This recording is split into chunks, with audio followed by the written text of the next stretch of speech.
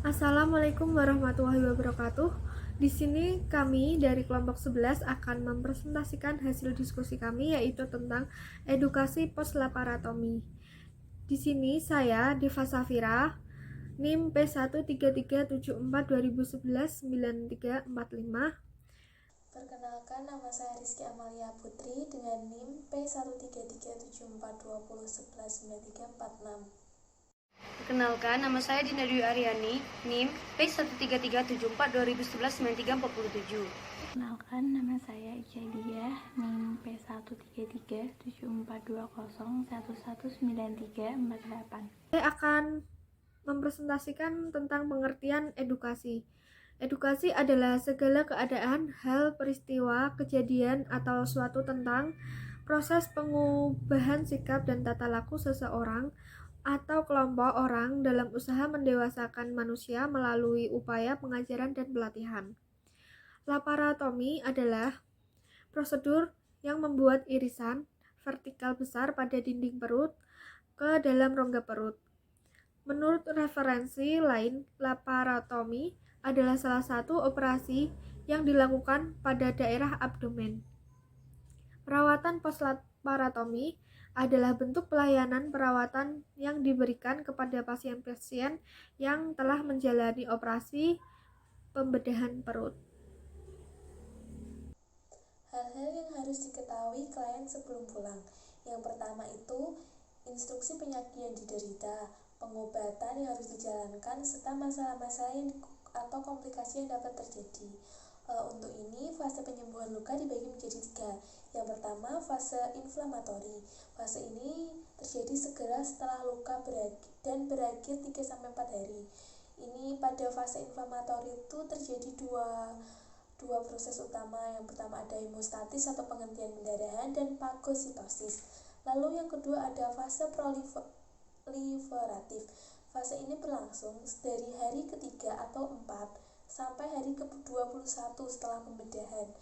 Fibroblas atau menghubungkan sel-sel jaringan yang berpindah ke daerah luka mulai 24 jam pertama setelah pembedahan. Yang ketiga itu ada fase maturasi. Fase ini dimulai pada hari ke-21 dan berakhir 1-2 tahun setelah pembedahan. Lalu untuk komplikasi yang dapat terjadi itu ada 3. Yang pertama infeksi. Infeksi itu biasanya muncul 2-7 hari setelah pembedahan. Yang kedua untuk pendarahan. Pendarahan dapat menunjukkan suatu pelepasan jahitan, sulit membeku pada jahitan, infeksi atau erosi dari pembuluh darah oleh benda asing seperti drain. Lalu yang ketiga ada dehiscence dan eviscerasi. Dehiscence itu terbukanya luka partial atau total. Itu dapat terjadi 4-5 hari setelah operasi sebelum kolagen meluas di daerah luka. Lalu eviscerasi itu keluarnya pembuluh darah melalui daerah irisan. Lalu yang berikutnya 2. Informasi tertulis tentang perawatan yang harus dilakukan di rumah.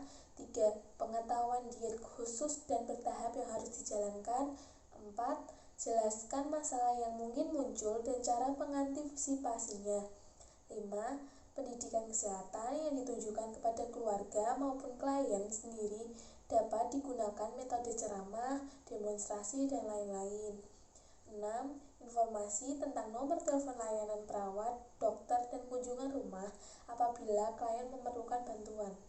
Faktor-faktor yang perlu dikaji dalam perencanaan pulang klien dan pas laparotomi. 1. Pengetahuan klien dan keluarga tentang penyakit, terapi, dan perawatan yang perlu diperlukan. 2.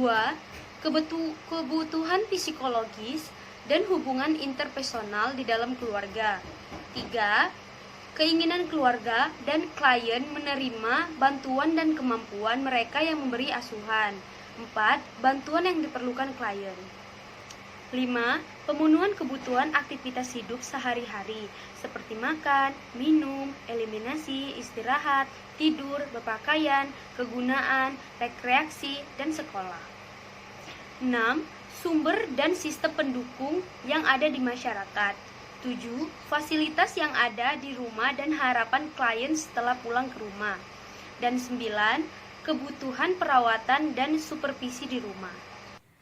Selanjutnya, saya di sini akan menerangkan mengenai beberapa tindakan yang dilakukan perawat pada klien sebelum klien diperbolehkan untuk pulang. Menurut Naylor tahun 2003 ada 3 tindakan perawatan. Yang pertama yaitu pendidikan kesehatan, yang kedua ada program pulang bertahap, dan yang ketiga ada rujukan. Yang pertama yaitu pendidikan kesehatan. Pendidikan kesehatan bertujuan mengurangi angka komplikasi atau kambuh dan juga untuk meningkatkan pengetahuan klien serta keluarga tentang perawatan post-laparotomi. Di sini ada pendidikan kesehatan yang perlu diberikan kepada pasien dan keluarga. Yang pertama yaitu kontrol.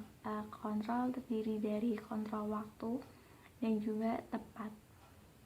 Yang kedua yaitu lanjutan perawatan seperti luka operasi, pemasangan gift, dan lain-lain. Yang ketiga yaitu diet atau nutrisi. Pasien perlu membutuhkan nutrisi yang bergizi untuk kesehatannya setelah pemulihan. Lalu selanjutnya ada aktivitas dan juga istirahat. Pasien pun juga harus beraktivitas, mungkin seperti olahraga, dan pasien pun juga butuh istirahat, yaitu tidur. Yang terakhir yaitu perawatan diri seperti kebersihan tubuh, contohnya mandi dan lain-lain. Lalu yang kedua ada program pulang bertahap, yaitu bertujuan untuk melatih klien untuk kembali ke lingkungan keluarga dan masyarakat. Apa yang harus dilakukan klien di rumah sakit dan apa yang dilakukan oleh keluarga. Lalu yang ketiga ada rujukan, yaitu integritas pelayanan kesehatan harus mempunyai hubungan langsung antara perawat, komunitas, dan praktik. Baiklah, sekian penjelasan tentang edukasi post-laparotomi dari kelompok kami. Bila ada kurang dan lebihnya kami mohon maaf yang sebesar-besarnya. Wassalamualaikum warahmatullahi wabarakatuh.